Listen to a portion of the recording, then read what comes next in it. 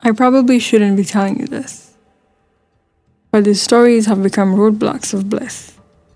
It was a few smiles to midnight, mid-fight amidst the light from a paraffin lamp, one foot in the Atlantic, the other swamped in Indian Ocean like South Africa. My feet settled into the paradox of its shaky existence, toes curled up, tangled in the resistance. It was Swaziland, claiming its queen in 15 minutes. Sugarcane legs. That's where the story begins.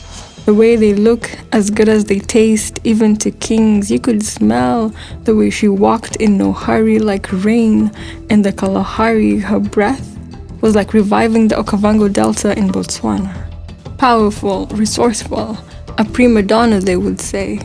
My jeans were stuck on both ankles like a railroad from Zambia to Namibia. These knees, the stone sculptures in Zimbabwe, withered by dictatorship that put both its hands to separate Harare. Arced knees that were now as far apart from each other as Malawi is to Angola's trustees. A new scramble for Africa began on its back.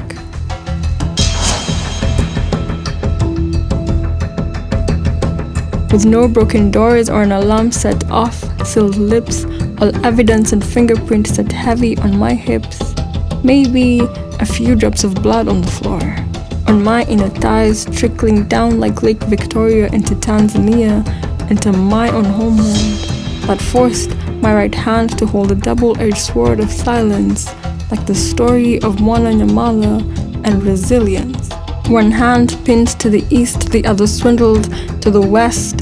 It's the best way to kill a lion, to start a wild war, a cold war, a close war, but far worse, a love war. Bowls of a beautiful disaster, a treasure hunt for trinkets and masters, all in search of wealth. It's not easy to adorn yourself with these, as it so happens that my rift valleys in the southern Congo are jaw-dropping gem-quality diamonds, a deep alleyway of gold, silver, zinc, the whole 9 yards, deposited on my cervix to the small of my back. As the clock intensified our time war, it was a few tears past midnight, mid-fight amidst a dim light from a broken paraffin lamp. It was time for mining. A civil war erupted in my empty stomach after they colonized and decolonized my colon.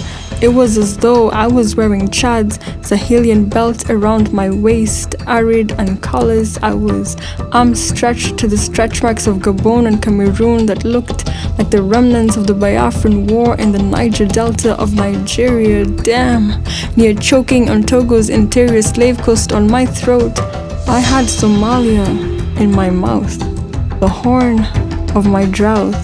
Parading the room with my AK-47 tongue and gunpowder for tooth fillings, it became a clan war, sucking the life out of me like I was oil in Sudan, like I was both north and south, tearing my flesh and bones apart. I was spilled milk, spreading into Kenya, into a familiar area, and we hurt the ones we love. At least I tried to understand. Maji yakimwagika hayazoleki, like an effortless attempt at desalinating the Red Sea. Healing felt like Kigali in 1995 after the genocide, after losing everything to the people you let inside.